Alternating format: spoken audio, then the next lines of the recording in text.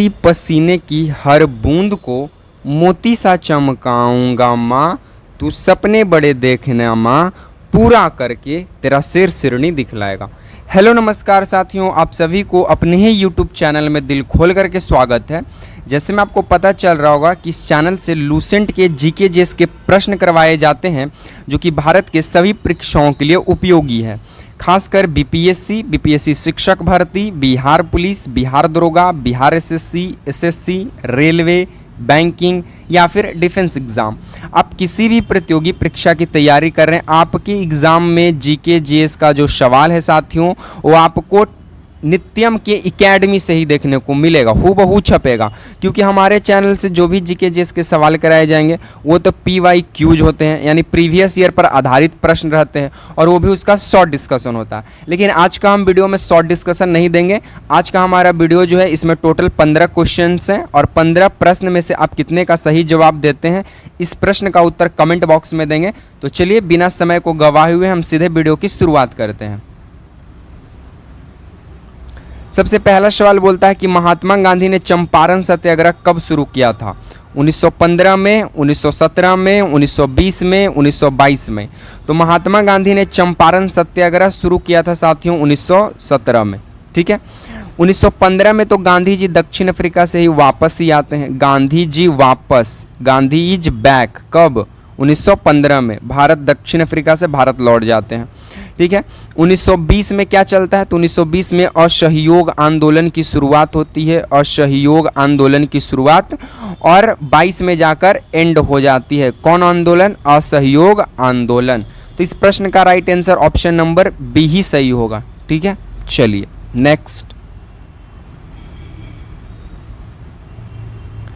Next हमारा सवाल बोलता है कि इंडिका पुस्तक के लेखक कौन है? Fahien, Hiuen Tsang, Megasthenes, Ibn Battuta.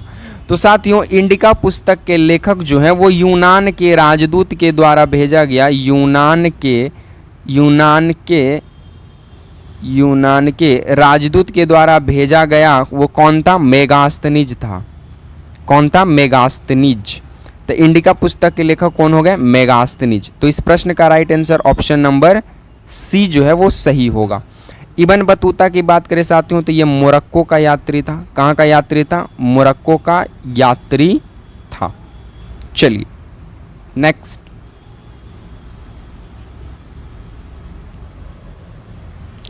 Next प्रश्न की अगर हम लोग बात करें साथियों तो हमारा 3rd नंबर सवाल बोलता है कि बिहार के किस जिले में 12 गुड़िया झरना स्थित है? Option A Kaimur, option B Gaya, option C Bhagalpur, option D Nawada. तो आपको बता दें साथियों, 12 गुड़िया झरना जो है वो स्थित है आपका कैमूर जिला में, वो आपका स्थित है कैमूर जिला में। तो इस प्रश्न का right answer option number A को जाएगा।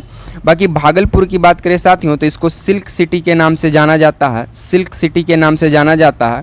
भागलपुर को GI टैग सिल्क सिटी में मिल चुका है और कतरनी चावल में मिल चुका है, कतरनी चावल। उसके बाद भागलपुर अपना जर्दालू आम के लिए भी फेमस है, जर्दालू आम के लिए भी फेमस है। तो इन 3 चीज़ों में भागलपुर को जो है GI टैग मिल चुका है। गया की बात करें साथियों तो गया हमारा जो है अभ्रक का उत्पादन करता है और अभ्रक के साथ साथ लिथियम का भी उत्पादन करता है, लिथियम। बाकी नवादा जिला की बात करें तो नवादा में कौन सा झरना स्थित है, इस प्रश्न का उत्तर आप लोग कमेंट बॉक्स में देंगे। बाकी इस प्रश्न का right answer option number A होगा, कैमूर जिला। चलिए नेक्स्ट प्रश्न की अगर हम लोग बात करें तो हमारा नेक्स्ट प्रश्न बोलता है कि बिहार के किस नदी को सौरो ऑफ बिहार कहा जाता है? सौरो ऑफ बिहार कहने का मतलब होता है साथियों बिहार का शोक, बिहार का शोक। तो बिहार का शोक किस नदी को कहा जाता है? Option A Gandak, option B Son, option C Kosi, option D Bagmati. Gandak नदी की बात करें तो ये उत्तर बिहार की एक बूढ़ी गंडक है। तो बूढ़ी गंडक एकमात्र ऐसी नदी है जो बिहार से ही उसका उद्गम होता है और बिहार में ही खत्म हो जाती है। बाकी सोन नदी की बात करें तो दक्षिण बिहार की एकमात्र सोन नदी जो गंगा में आकर मिलती है, और सोन नदी के ही पास एक ऑनसोन डिहरी ऑन सोन है, जो वहाँ का जो रोहतास एरिया है, जो सोन नदी के ही चलते जो है वो प्रचलित है। और रोहतास जिला जो है सोन नदी की ही वजह से चावल का सर्वाधिक उत्पादन करता है, जिस वजह से रोहतास जिला को चावल का कटोरा कहा जाता है। चावल का कटोरा रोहतास जिला को कहा जाता है। बाकी कोसी नदी जो है ये नेपाल से निकल कर आती है, और नेपाल में कोसी नदी का नाम सप्तकोसी होता है। और कोसी नदी जो है ये कहाँ से निकल कर आती है? नेपाल से। कोसी नदी मार्ग ये बहुत बार परिवर्तन करती है, इसलिए कोसी नदी को मार्ग विचलित नदी के भी नाम से जानते हैं। और जब ये कोसी नदी बिहार में एंट्री लेती है तो एक बाढ़ का कारण बन जाती है, जिस कारण से बिहार का शोक इस नदी को बोला जाता है। तो इस प्रश्न का right answer option number C होगा, कोसी नदी। चलिए नेक्स्ट सवाल की बात करें तो आपसे नेक्स्ट सवाल बोलता है कि पटना हाई कोर्ट की स्थापना कब हुआ था? 1912 में, 1916 में, 1919 में, 1921 में। 1912 में बात करें साथियों तो 1912 में आपका बंगाल जब 1912 में दिल्ली दरबार लगता है जॉर्ज पंचम की अध्यक्षता में, तो 1912 में ये कन्फर्म निर्णय लिया जाता है कि भारत की राजधानी दिल्ली कर दिया जाए। और 1912 में ये भी निर्णय लिया जाता है कि बंगाल प्रेसिडेंसी से बिहार और उड़ीसा को अलग कर दिया जाए, बिहार और उड़ीसा को। ठीक है, इस कारण से ये 22 मार्च को हुआ था, तो यही कारण है कि हम लोग 22 मार्च को बिहार दिवस मना लेते हैं। बाकी बिहार से उड़ीसा अपना 1 अप्रैल 1936 को अलग हुआ, इस कारण से 1 अप्रैल को उड़ीसा दिवस मना लेते हैं। बाकी 1916 की बात करें साथियों तो 1916 में अंबिका चरण मजमूदार की अध्यक्षता में कौन सा अधिवेशन होता है, किस जगह पर 1916 में? इस प्रश्न का उत्तर आप लोग कमेंट बॉक्स में दीजिएगा। और अंबिका चरण मजमूदार की अध्यक्षता में जो कांग्रेस 1907 में रास बिहारी घोष सूरत अधिवेशन में जो कांग्रेस 2 भागों में टूट चुकी थी, गरम दल नरम दल, वो इस वक्त एक दिखाई देती है। बाकी 1919 की बात करें तो 1919 में रॉलेट एक्ट आया, और रॉलेट एक्ट जो था ये सर सिडनी रॉलेट की अध्यक्षता में बनाया गया था। और इस कानून के तहत किसी भी व्यक्ति को शक के आधार पर गिरफ्तार करके 2 साल तक जेल में बंद किया जा सकता था। और इस कानून का विरोध किए थे गांधी जी, इस कारण गांधी जी इस कानून को नाम दिए काला कानून। बाकी 1921 की बात करें तो 1921 में क्या हुआ था, तो 1920 में असहयोग आंदोलन की शुरुआत हुई थी, 1922 तक चला था। और इस वक्त के 1921 के शासनकाल में भारत के अगर हम लोग गवर्नर जनरल की बात करें तो वो कौन थे? चेम्सफोर्ड थे। वो कौन थे? चेम्सफोर्ड। तो इस प्रश्न का right answer option number B होगा, 1916। चलिए नेक्स्ट हमारा सवाल बोलता है कि भारत का पहला परमाणु रिएक्टर कौन सा था? अप्सरा था, ध्रुव था, कामनी था, बाभा 1 था।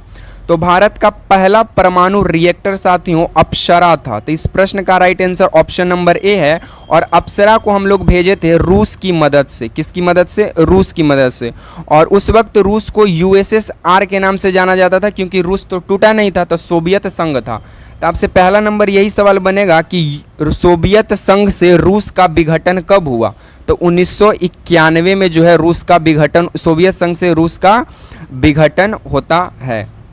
ठीक है, चलिए नेक्स्ट बोलता है कि महावीर स्वामी का जन्म स्थान कहाँ है? राजगीर है, पावापुरी है, वैशाली है या लुम्बिनी है? तो महावीर का जो जन्म स्थान है वो कहाँ पे है? वैशाली जिला पड़ता है। और वैशाली जिला की अगर हम लोग बात करें तो एकमात्र हमारा वैशाली जिला महाजनपद के अंतर्गत आता है, जो नदी के उस पार है। और वैशाली जिला को अगर हम लोग महाजनपद काल की अगर वैदिक काल में देखें तो इसको वज्जी के नाम से जाना जाता था। और इसकी अगर हम बात करें तो वैशाली जिला ही एकमात्र दुनिया का एक ऐसा जगह रहा जो विश्व का पहला स्वतंत्र था, वैशाली। बाकी राजगीर की बात करें तो राजगीर एक अपने स्थान के लिए फेमस जाना जाता है, पहाड़ियों के लिए, क्योंकि राजगीर जो है वो अजात शत्रु का भी राजधानी रह चुका है, जो कि हर्यक वंश का कहीं ना कहीं वंशज के रूप में आता था। और इसे पितृहंता वंश कहा जाता था, जो कि हर्यक वंश से रिलेटेड था। बिंबिसार का बेटा अजातशत्रु अपने ही बाप को मारकर गद्दी पर बैठ जाता, और उस वक्त की भी राजधानी राजगीर भी हुआ करता था। तो महावीर स्वामी का जन्म स्थान कहाँ हुआ है? वैशाली में हुआ है। नेक्स्ट बोलता है कि भारतीय संविधान का अनुच्छेद 370 किस राज्य से संबंधित है? नागालैंड, जम्मू कश्मीर, मणिपुर, सिक्किम। तो भारतीय संविधान का अनुच्छेद 370 का जो संबंध है वो जम्मू कश्मीर के एक विशेष दर्जा से संबंधित है जो हटा दिया गया है। बाकी नागालैंड, मणिपुर की बात करें तो ये 7 सिस्टर के रूप में जाना जाता है, ये 7 सिस्टर में शामिल है। और सिक्किम का नेशनल पार्क एक कमेंट बॉक्स में बताइएगा कि सिक्किम में कौन सा प्रसिद्ध एक नेशनल पार्क स्थित है। नेक्स्ट बोलता है कि बिहार के किस स्थान पर ककोलत जलप्रपात स्थित है? गया, नवादा, कैमूर, मुंगेर। मुंगेर की बात करें साथियों तो मुंगेर में सिगरेट फैक्ट्री है। मुंगेर की बात करें तो मुंगेर जो है ये ग्रेफाइट के उत्पादन में अग्रणी जिला रहा है बिहार का, ग्रेफाइट के उत्पादन में। बाकी मुंगेर में खड़गपुर की पहाड़ियाँ, मुंगेर में कौन सी एक प्रसिद्ध पहाड़ी स्थित है? खड़गपुर की पहाड़ियाँ स्थित है। और कैमूर जिला की बात करें तो कैमूर जो है ये पाइराइट्स के उत्पादन के लिए सर्वाधिक मानी जाती है। तो इस प्रश्न का राइट आंसर आपका नवादा जिला होगा। ऑप्शन नंबर बी को टिक आउट करके आगे बढ़ेंगे। नेक्स्ट बोलता है कि प्लासी का युद्ध कब हुआ था? 1757 में, 1761 में, 1857 में या 1782 में? तो प्लासी का युद्ध साथियों 1757 में हुआ था। प्लासी का युद्ध किन दो सेनाओं के बीच लड़ा गया था? इस प्रश्न का उत्तर आप लोग कमेंट बॉक्स में दीजिएगा। बाकी 1857 की क्रांति की बात करें तो 1857 की क्रांति 10 मई 1857 मेरठ उत्तर प्रदेश से शुरू किया जाता है और बिहार में इसके नेतृत्व करता रहते हैं बाबू वीर कुंवर सिंह। ये बीपीएससी के द्वारा पूछा गया सवाल था।